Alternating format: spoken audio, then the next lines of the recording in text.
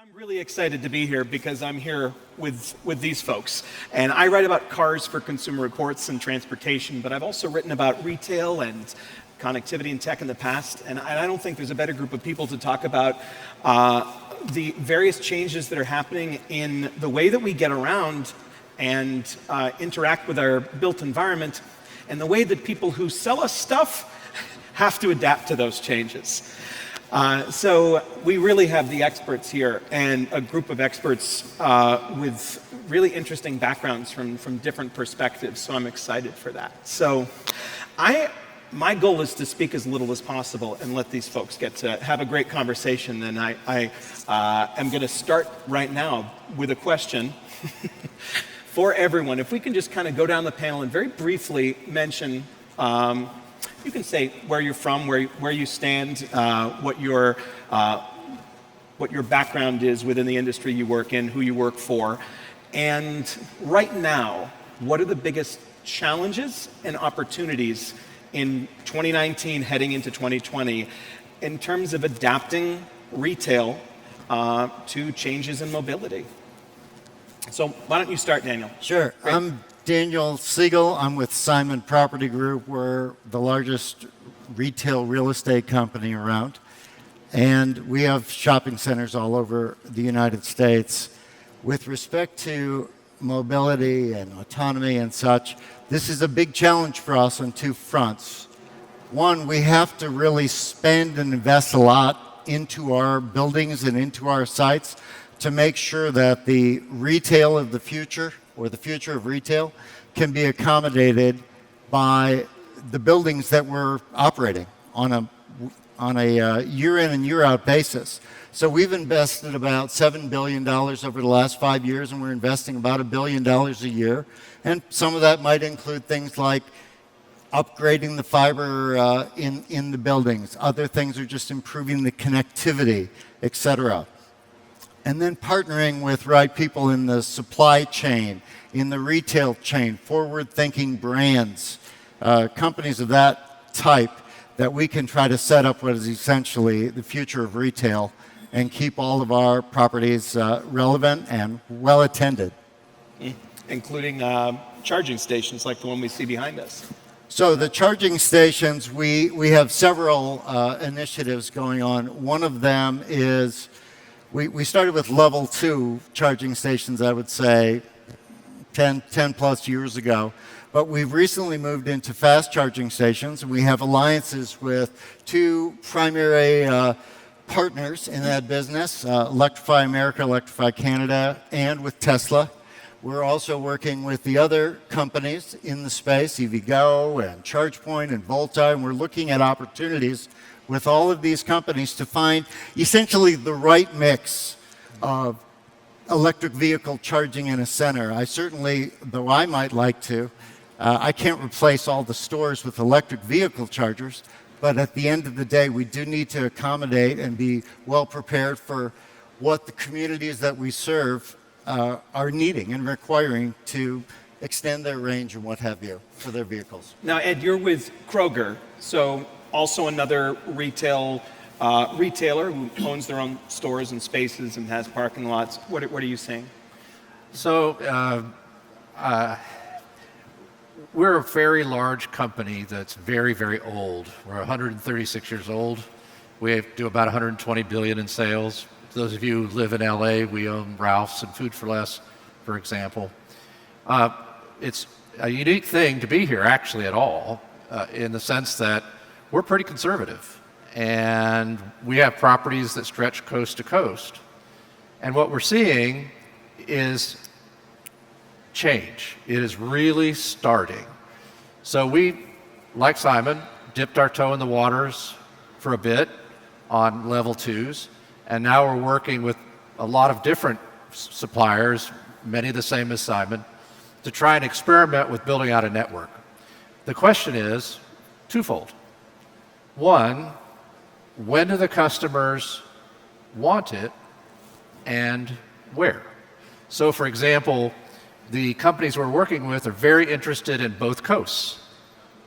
Well, that's great, but that's just a small portion of our relatively speaking, of our population, we go coast to coast. So when does the electronic vehicle become more predominant, and when do we have to have these charging networks built out, and which ones are the right ones? So I'm actually going to skip the line a little bit because I know you were talking about the coasts. Patricia, you worked on a road trip studying EV charging across the country in the Midwest. What are you seeing from sort of from that perspective, from the actual end user perspective, and what are you hearing on the ground from people who plug in every day? Sure. So I work for NRDC, which is a national environmental nonprofit organization. And as Keith said, I went on a road trip earlier this summer with 3 coworkers to 9 cities in 5 states across the Midwest. And we went in a 2017 Chevy Bolt that we rented, so an all-electric car. And we were fully dependent on public charging throughout the duration of this trip. And the point was kind of to show off the longer range that newer models of EVs have for a single charge, but also to explore the obstacles and challenges and successes that exist in a region like the Midwest that doesn't have the same levels of EV penetration that a place like California does. We found that we did most of our fast charging on the 180 to 200 mile drives between cities at Walmart's, because they had partnerships with third-party charging companies that would allow us to plug in for 45 minutes and then go inside the store and also spend 45 minutes in the store, looking around for the drinks and snacks we wanted to buy for the road trip. And it was never really an inconvenience because the retailers were offering us services and products that we wanted to buy. And so the duration of time we spent charging, which is sometimes used as cited as a reason why people don't drive electric cars, in this case was kind of working really well with the retail landscape, because the amount of time we were spending in the store was basically the amount of time it took our car to fill up at these fast chargers. So that's that sort of destination charging. And I think, Yeah. John, I think it's really interesting because you work with retailers who are the more traditional fuel retailers and convenience stores and those sorts of outlets where people are used to spending, 4 or 5 minutes, gallon of milk, stick of butter. What do you think? How can those outlets change and adapt to some of the, not just EV charging, but also the people who are maybe ride-hailing drivers or deal with autonomous vehicles maybe in the future? So on the first step, Fuels Institute is a nonprofit research group that was founded by the National Association of Convenience Stores. I've been dealing with convenience and fuel retailers for 20 years. I'll tell you, 3 years ago, they had no interest in electric vehicle charging at all. They wanted the electric vehicle to die. They thought it was the biggest catastrophe, biggest threat to their business model. But as they've realized that their customers are their customers, and so we've been talking the last couple of years now about how do you evolve the 145,000 convenience fuel retail facilities into being transportation energy destinations? What I've been telling the convenience retailers is your customer comes in today, buys gasoline, goes in the store, buys a bottle of water, a cup of coffee, sandwich or something. That night they go out and buy an electric vehicle. Do you still want them to be your customer tomorrow? Well, of course we do. Well, then you better think about putting a charger out there. Now, the difference is the dwell time at a convenience store is like 3.5 minutes. Ultimately, if you have an EV charger, it's going to be longer than that, but they're really looking at the DC fast charger. I don't think the level 2 fits the convenience store model at all, but providing the DC fast charger for the opportunity charging or even the long haul destination charging. You mentioned you go into Walmart, get snacks and stuff. A lot of convenience stores now have full food service offers and free Wi-Fi to give that opportunity and develop a business model around that customer base that can be added on to the existing business model.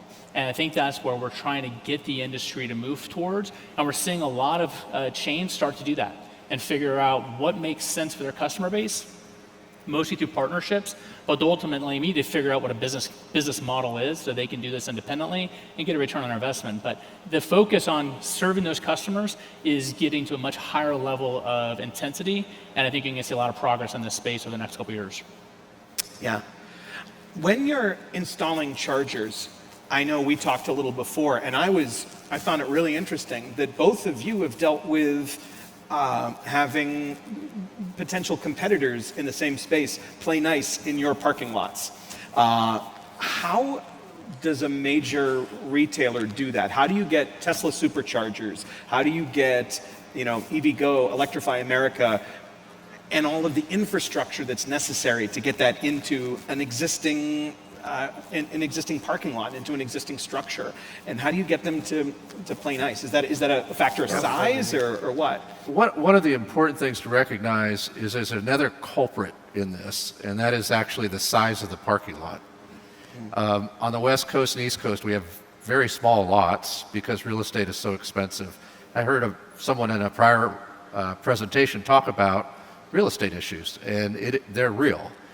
So what we're finding is that the different companies have different things they're trying to get done. Most of the charging, I'm assuming Simon is evolving that way too, is moving to level 3/DC fast chargers because of speed. Those have to be located on the edges of the parking lot so they can capture the public power.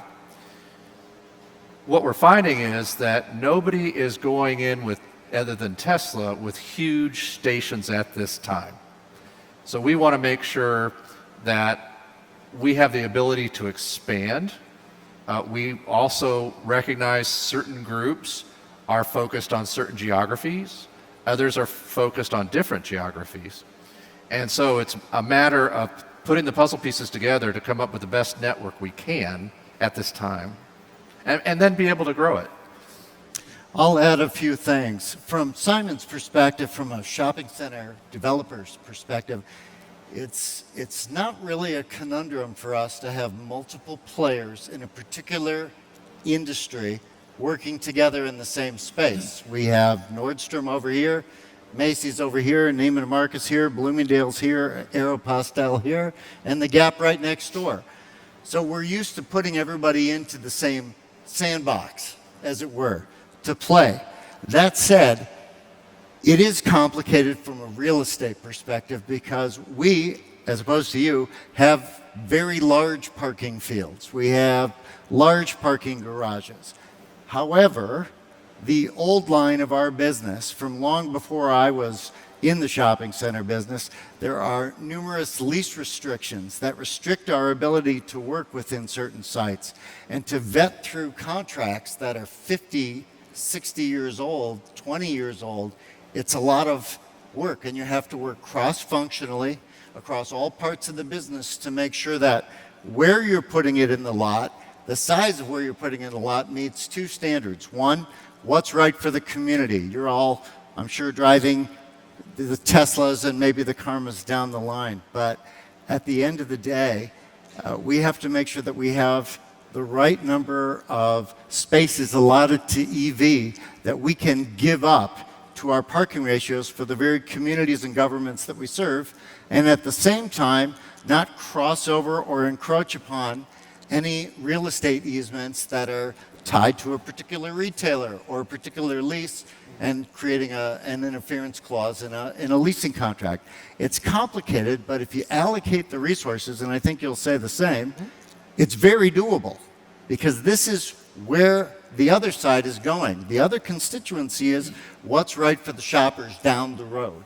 And what's right for the shoppers down the road with respect to electric vehicle charging is that we have to be ready and fully vetted and in operational when that tipping point really hits and be able to expand. We have a little bit larger, I think, space options immediately than Kroger does, but it is a very similar scenario. So I know, talking earlier with Patricia, I know you mentioned that there were some times where you got to a charging station somewhere and it seemed like there wasn't anyone who understood what to do. There wasn't someone to help. Can you talk a little more about your experiences with pulling into a hotel in the middle of the night or getting to that big parking lot? Yeah, sure.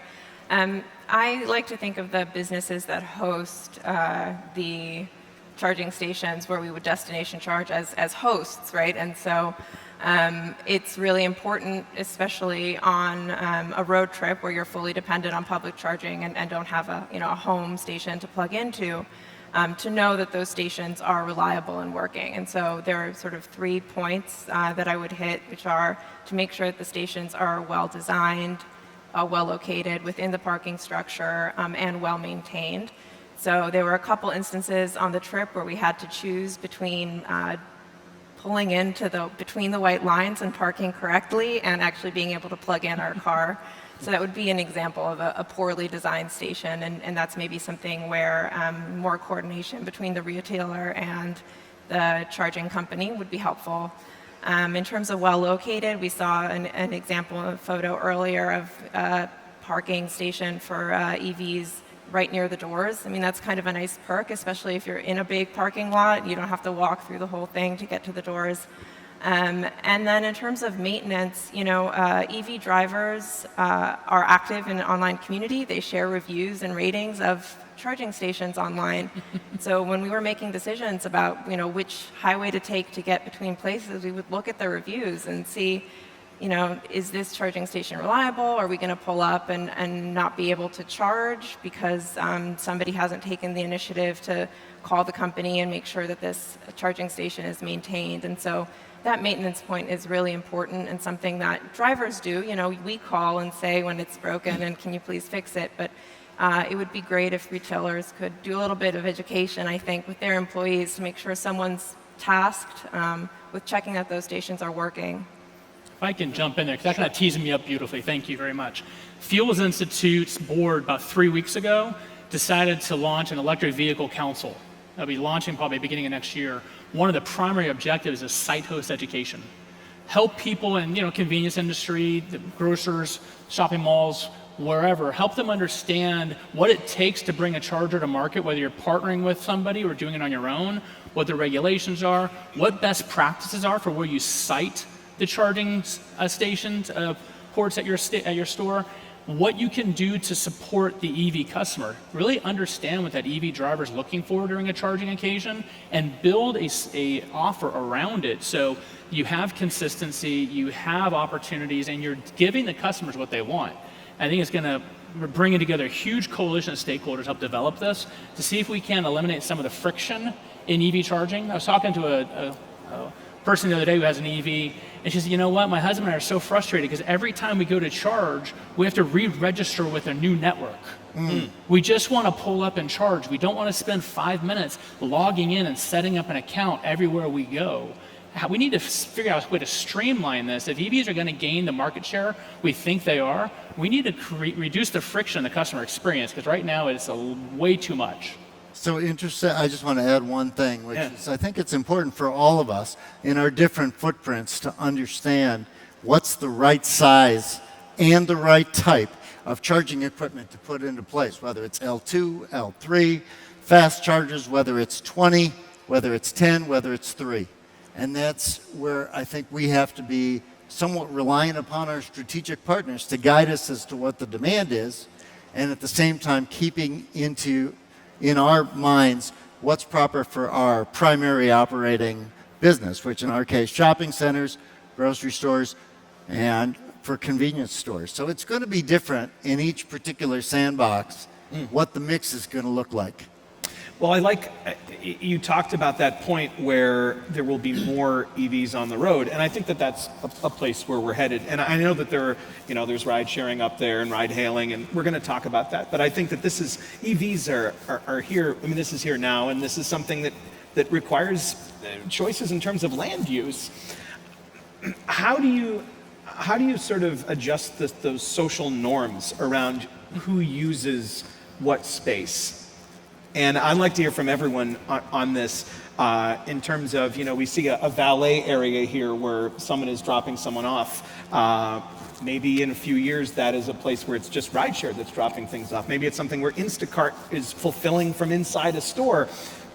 How do you determine the social norms of how long someone can stay parked at an EV station? Or what happens when there's a Ford F-350 that isn't electrified, that's parked across 2 EV spaces? Patricia, I know, and let's just kind of go down this way, start from that end.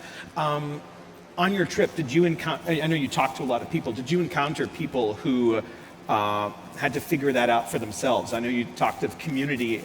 How are people figuring this out? Sure. Yeah, we met with a couple dozen EV drivers who we met online and set up in-person meetings with, and also with different community groups that were self-organizing around topics like this. And I'll call out one really great group, Drive Columbus in Columbus, Ohio. They had little stickers actually that they would hand out to their partners that they made themselves that said "Don't ice me," that is meant to deal with the exact situation that Keith was talking about, where an internal combustion engine car is parked in a charging station spot, either out of malicious intent or by accident because they don't really understand what the charging station is.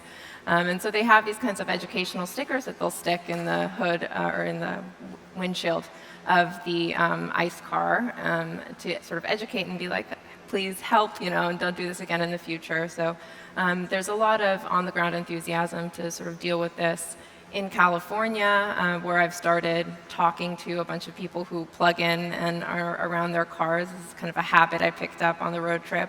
I found that most consumer frustration comes from having to wait in line to charge because there aren't enough charging stations now at places like Whole Foods that tend to host them here on the coast.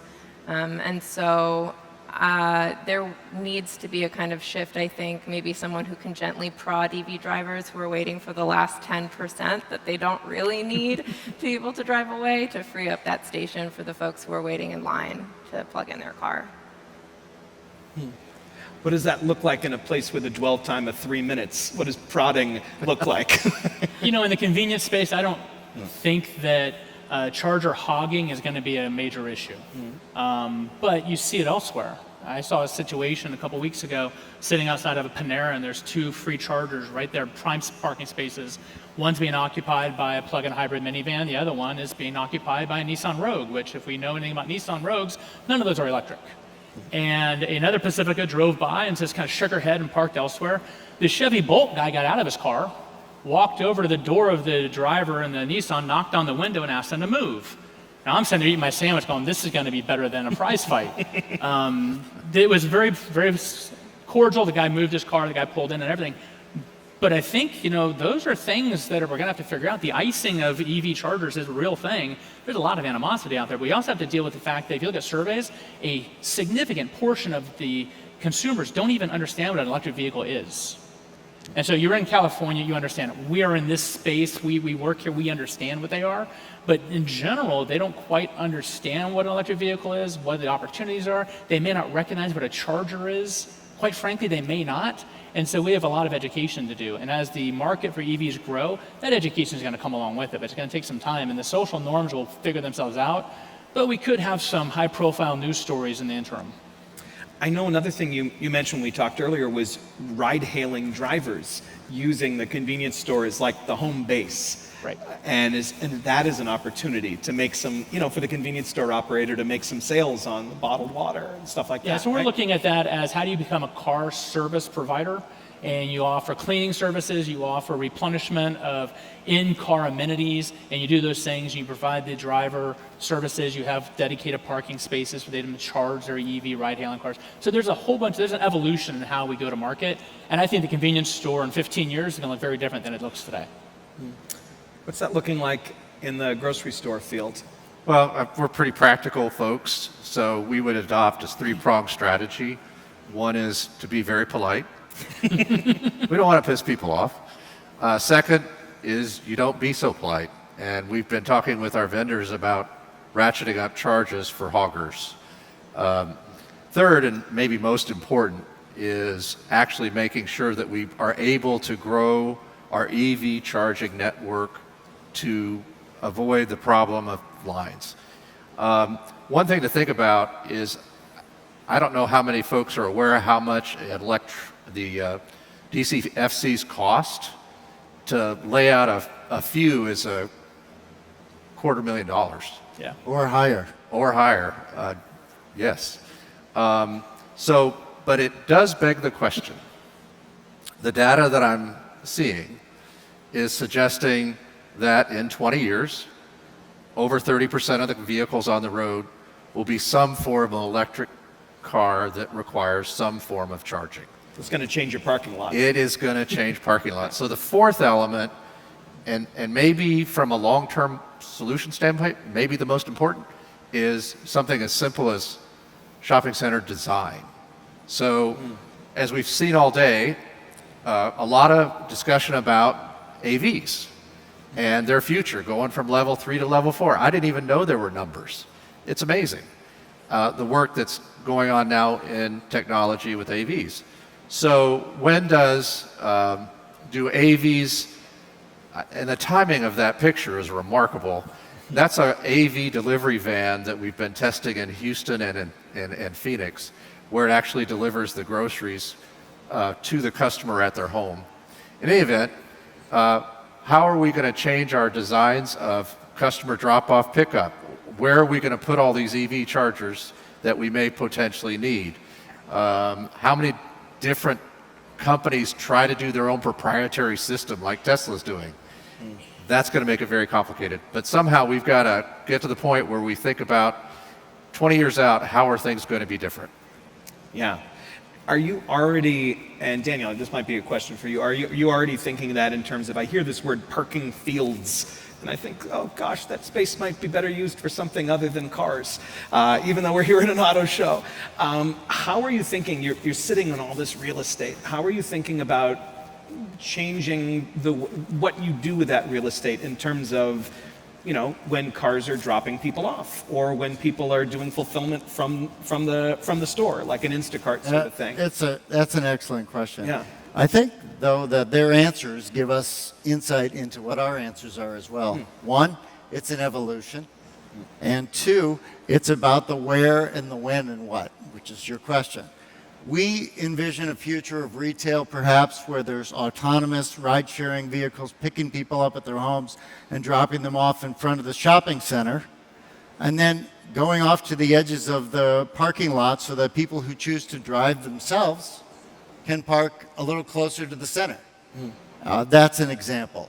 We're going to have fulfillment zones because we're very involved with all the logistics of using the shopping center or the stores within the shopping center as essentially fulfillment nodes. You buy your products online, you can pick it up at the store. You buy your products online, and the retailer ships it from one of the stores to your home. That's an advantage for them, for example, because they wouldn't have to take extra warehouse space to do order fulfillment, and instead can utilize their existing footprint in our shopping centers to do that work for them.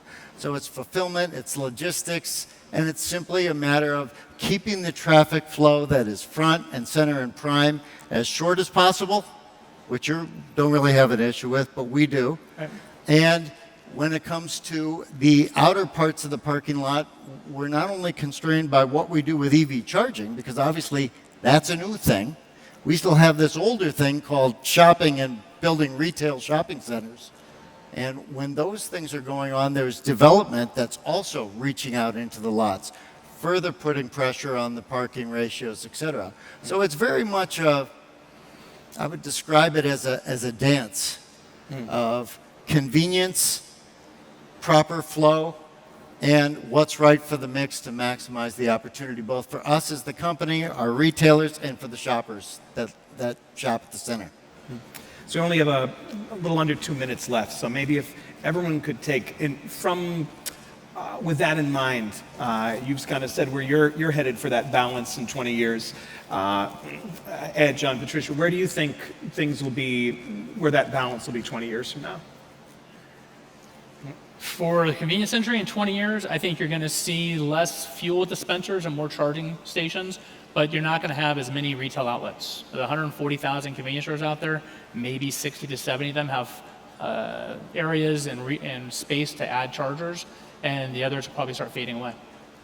Patricia, how's your road trip going to be different in 20 years?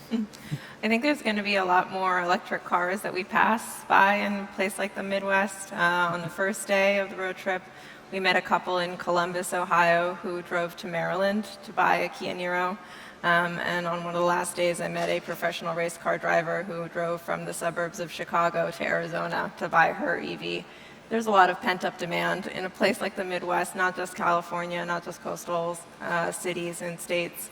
So I think we'll be more maybe part of the norm in 20 years as opposed to the exception.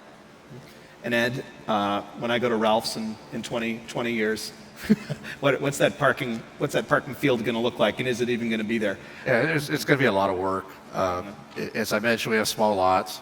Our customers will help us figure out when we convert regular spaces to EV spaces. Then we also have to be able to convince other people that it's a really good idea in the shopping center, particularly in the case of California with landlords.